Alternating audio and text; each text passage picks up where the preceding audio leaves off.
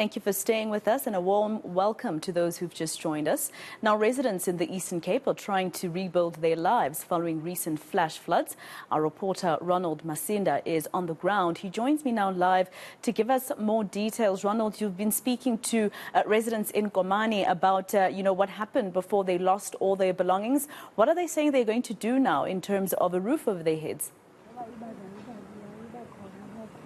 Well, good morning, Maseko. It has been a devastating flood that has left at least over 200 families here in Komani homeless, and some of the relief efforts are now continuing. We were also visiting other areas where people have been placed in shelters. One of them is where we are at the moment, and the one earlier where a number of family members are saying that, without proper housing, they will continue to struggle because they've been hardest hit because they've been living in low-lying areas and in informal settlements. So I'm joined by two guests. I will start off by speaking to the MEC for Human Settlements. Sis Spokazi, thank you so much for your time. As I said in my intro, people want housing.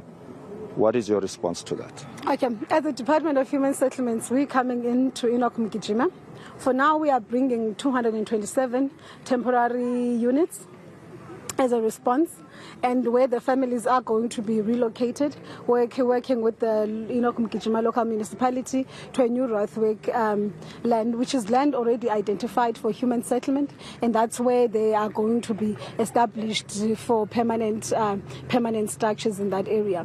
But beyond that, as a Department of Human Settlement in the province, we are looking at intervening, I think, with a more semi-permanent to a permanent solution to disasters. We're working at the usages of innovative technologies because we are becoming more and more prone to disaster. Public purse is hitting a knock on it. So trying to find TRUs that will last longer so that the distance between the temporary structure and the permanent solution still remains with our people living with dignity.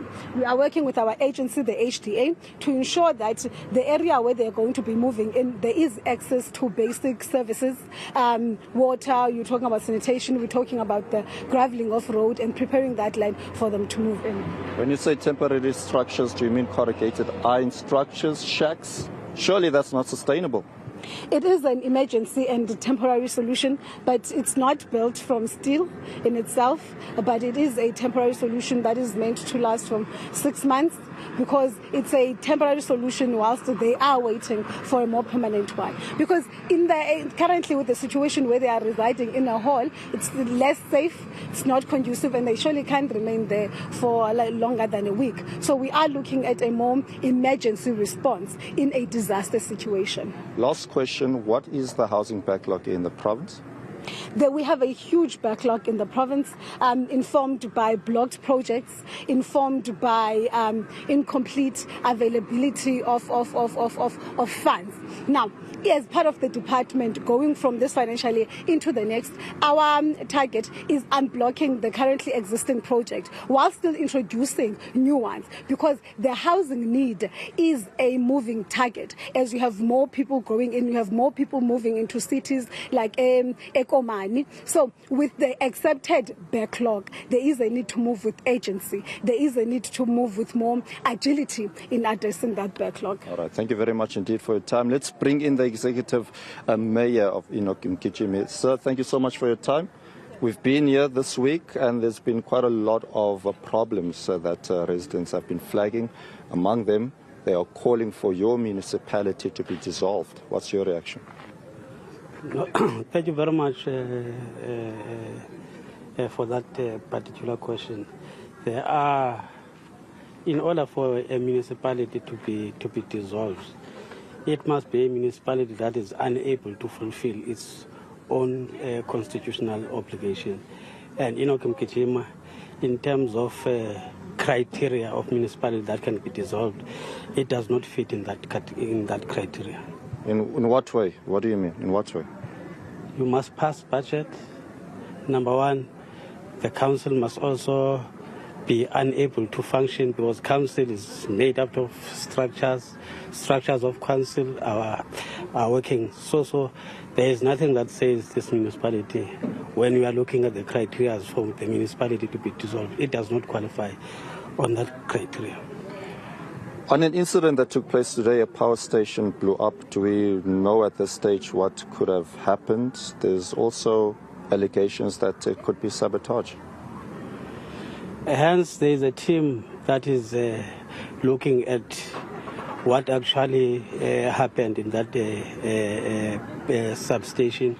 So we don't want just to preempt. We'll wait for the results from the team that is working there to check what actually occurred in that substation. And Mr. Papayana, I'm sure you will agree that it talks about the issues of infrastructure here in this area where people have been complaining about electricity outages that go on for 3 weeks to maybe a month, water outages, potholes, the list goes on.